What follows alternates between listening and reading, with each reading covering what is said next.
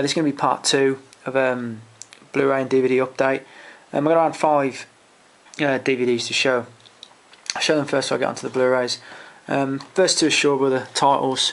It's the Tea House. Shen Quan Tai plays a former criminal who basically becomes a champion of the local people who are being constantly terrorised by various gang elements.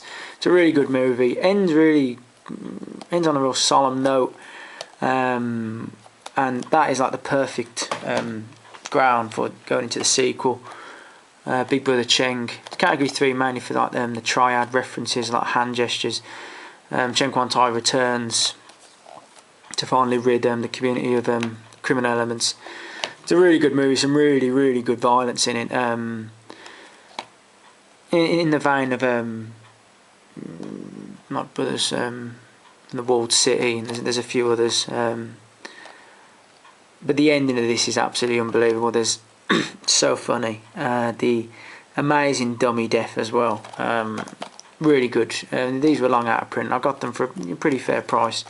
Really happy to have them. Right, this is a John Wayne movie. McHugh. One or two of his kind of modern kind of crime kind of films. This and I can't think of the other film at the moment. I'll think of it in a moment. It's Brannigan, the one set in England. This isn't. It starts off okay, but you have to. It's kind of sad, really. You can really see the kind of the light kind of going out in Wayne's eyes in this one. It's not very good. Save a really kind of, well, he's normally good in most things. Alitieri, he's really good in it. It's very boring. It's very slow. It's not very good. 70s kind of crime film. What am I told? This is Charlie Varick. This is really good. Plays an independent bank robber, last of the independents, and robs a bank. And he robs the money of the mafia, basically a mafia-owned bank, and Joe Don Baker's a hitman, and he's on his trail. It's really good film. I really enjoyed this one, really good. I picked up another real classic 70s crime film, Dillinger, Warren Oates, Ben Johnson. Now, although the ages aren't really kind of correct in the sense that I think Warren Oates is probably in his 40s at this point, and Ben Johnson must have been, I think, maybe his early 60s at this point. They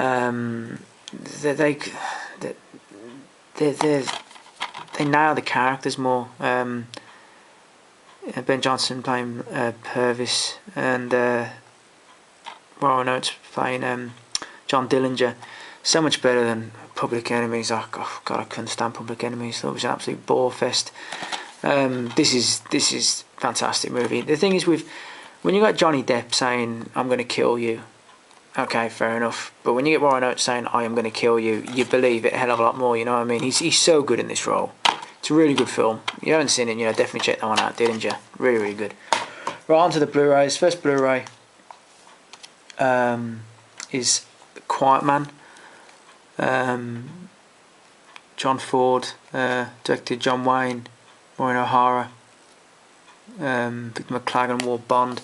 Really good movie. Really used to watch this, my dad and my family growing up, and it brings back kind of real kind of nice memories.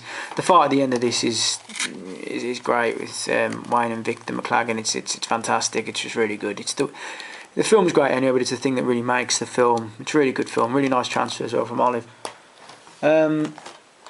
Right, next up, one of my favourite historical movies, set in 1630s Canada.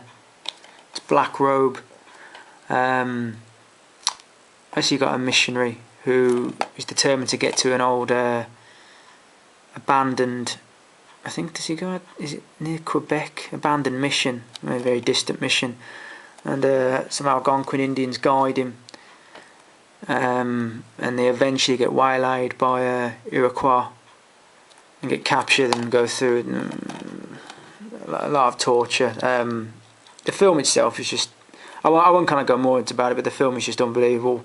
Cinematography in this movie is brilliant. When they're going down the St. Lawrence, I think it's the St. Lawrence in canoes, it's brilliant. It's such a good movie. I mean, there's not really many pre-18th century films set in, well, North America. Not really. Really just detailed. So, you know, minutely detailed, this film. Cast is fantastic. I think they use around 3 or 4 different native languages. It's brilliant. If you haven't seen this movie, check it out. It's unbelievable. Directed by Bruce Beresford as well. It's a brilliant film. Right, next up I got this yesterday. This is 55 Days at Peking. Another classic Charlton Heston film starring David Niven, set during the Boxer Rebellion in China. It's a brilliant film. I've got a few kind of Charlton Heston films in this update. This is a great film. One of my favourite Charlton Heston films coming up. Agony Ecstasy. Charlton Heston playing Michelangelo, Rex Harrison playing Pope Julius II. It's such a great film. Transfer on this is unbelievable. Visual quality stunning. It's so good. It's such a good movie. If you haven't seen this, definitely check this out. You won't be disappointed. Probably, I think Charlton Heston's easy top 3 of his best film roles. It's really good. Now, another Charlton Heston film coming up. This is again another one of my favourites. This is The Warlord. Charlton Heston, Richard Boone. Set in the 11th century, on the borders of swamplands of Normandy.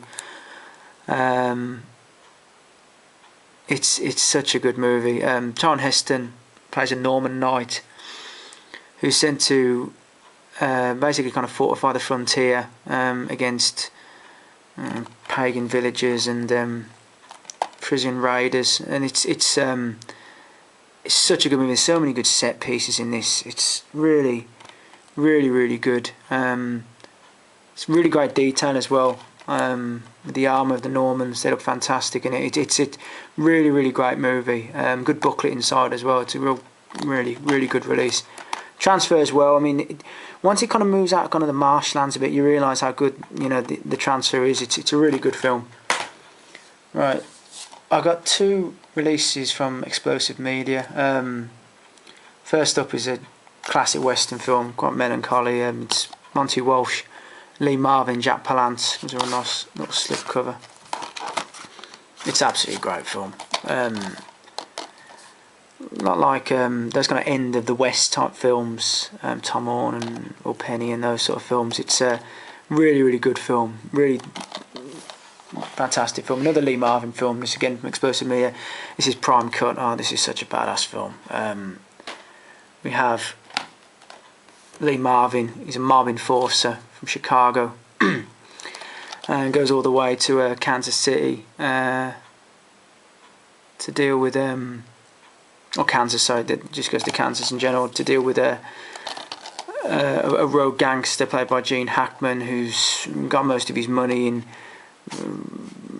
prostitution on almost sort of a cattle market scale. Such a good movie. You really don't get movies like this anymore. When Gene Hackman and Marvin are on the screen, they just can't take your eyes off them. You know, you don't really get guys like that anymore. You know, they're all kind of badasses. You know, real badass. I mean, Marvin was a legitimate badass, and Hackman was just good in almost anything he was in. It's a really good film. Right, I think this is one of 2 Peckinpah films I got in this update. It's The Getaway of Steve McQueen. Really enjoyed this one. Definitely Altieri again. Sad. I mean, he really wasn't in that many films. You know, made his name as Virgil Salazzo in Godfather, but he's fantastic in this movie. He plays such a piece of shit. I can't put it into words what a piece of shit he plays in this film. He looks as well just disgusting. I can't. Oh, he's really just out of shape and just horrible and just depraved and violent. It's just, he's so good in this film, and the film is great in general. I mean, not one of my favourite Peckinpah films, but it's a damn good movie. Now, this is one of my favourite Peckinpah films. I haven't seen this film in so long. I don't think I had it on DVD. I had it on VHS. Straw Dogs, set in Cornwall. I think it's set in Cornwall. Dustin Hoffman, he's a mathematician. He comes over with his, I think it's his fiancée, Susan George, her old village she used to live in. And he basically, it comes down to they're being constantly harangued by the locality, various different elements. You've got the so many bits in this where you feel so sorry for Dustin Hoffman. He's just been brought up on the brink, and it all eventually comes down to an amazingly violent ending, where Dustin Hoffman basically harbours we'll say a fugitive, we won't say who the actor is because it might spoil it, harbours a fugitive from a group of men's vengeance. I won't go too much into that, I don't want to spoil it, but the violence at the end of this movie, just, oh god, it's so good, it's such a good film. Peckinpah, it really is a real underrated one of his films. A lot of people kind of talk about Wild Bunch, and rightly so, and other films of his. I mean, there's so many films of Peckinpah you can talk about, but Straw Dogs is a great film. Really taking, even though it's got the Peckinpah violence, takes him out of his element completely. Going over to England and filming something. And yeah, some of the accents at times, I think, they use. There's at least there's an Irish actor. There's at least 2 Irish actors and a Scottish actor I know playing the roles of, we'll say, the villains in this film. But they do a great job, really. If you don't mind the odd accent kind of strain, which you wouldn't really know if you weren't kind of from England anyway. But aside that, it's just unbelievable film. It's brilliant. One of my real favourite films here, because I've never seen the other two. This is the Walking Tall trilogy. The first film, Jordan Baker, I absolutely love it. It's such a good film. Buford Pusser takes on most of the, I suppose it would be the Dixie Mafia, I think, in Tennessee. I've never seen the other two, but I think the second one's a PG, but I know the third one's R-rated. But the first film is just, it's one of my all-time favourites. Walking Tall, you can't beat it. I'd never watch the remake because it's just a piece of shit. I wouldn't waste time on it. This is a Sidney Lumet film.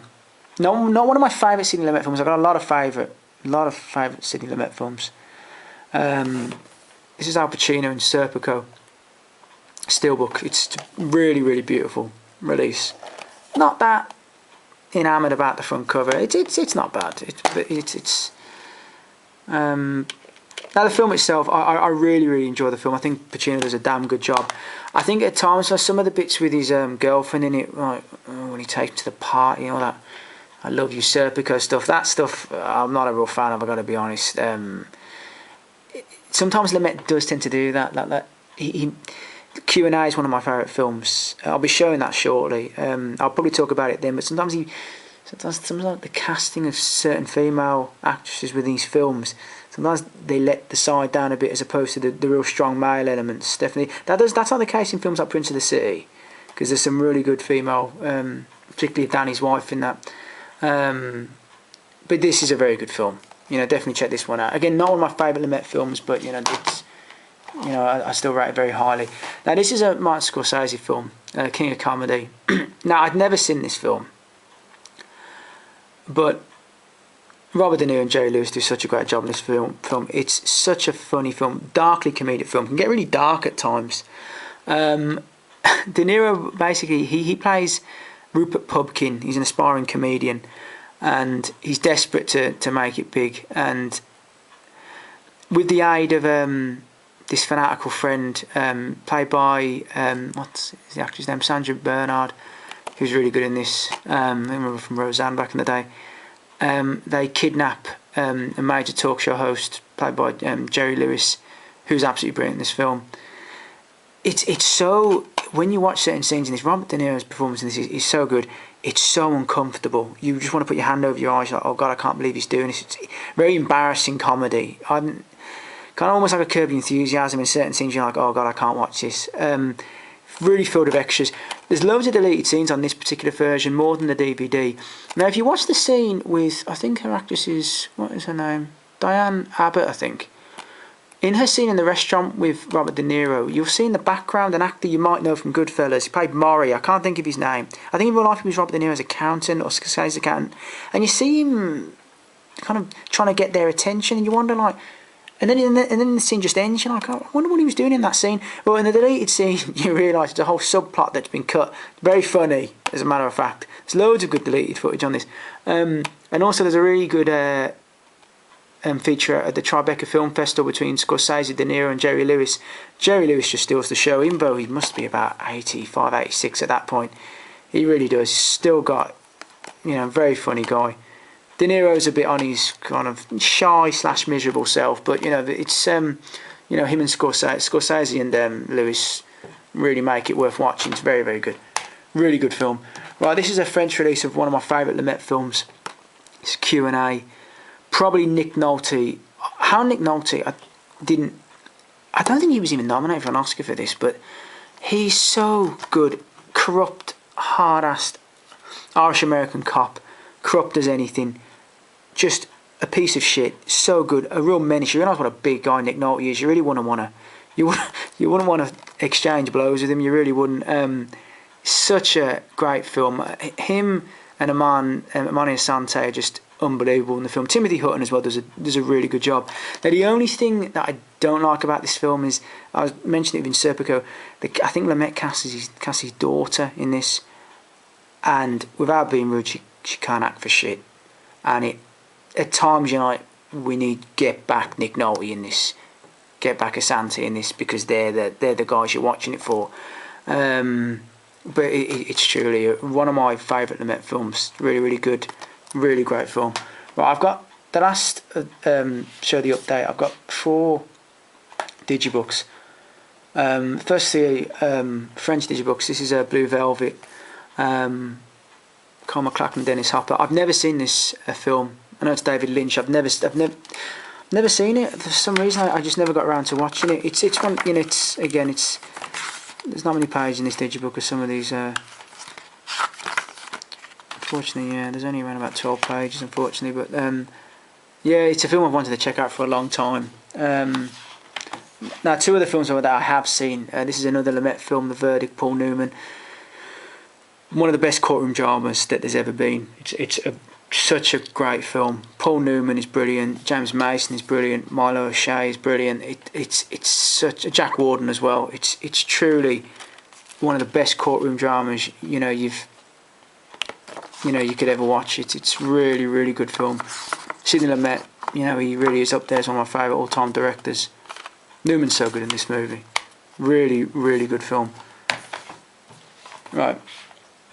Last of the French ones. This is In the Heat of the Night, Sidney Poitier and Rod Steiger. Sidney Poitier plays a northern policeman, Virgil Tibbs. I think he's from Philadelphia. Goes down to a southern town to aid to aid Rod Steiger in a murder. I think it's I can't tell if it's Alabama or Mississippi. It's a fictitious southern town. Really brilliant film. The slap scene in that scene.